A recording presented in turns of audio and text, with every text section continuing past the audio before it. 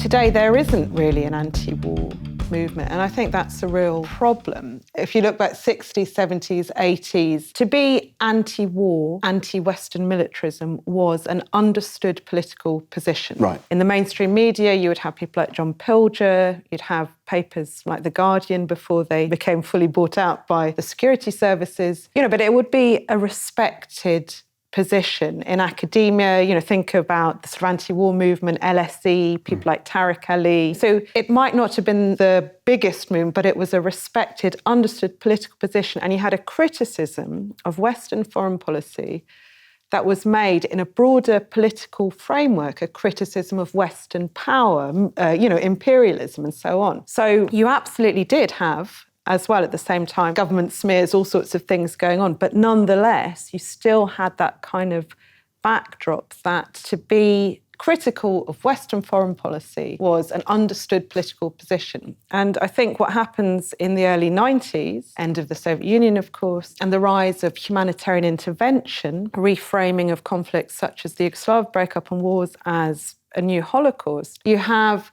the kind of end of that political understanding of Western war as problematic. In the 90s, many people on the left entirely move away from any kind of criticism of Western war. There's an embrace of NATO. Our bombs are good. Our bombs can liberate and bring human rights.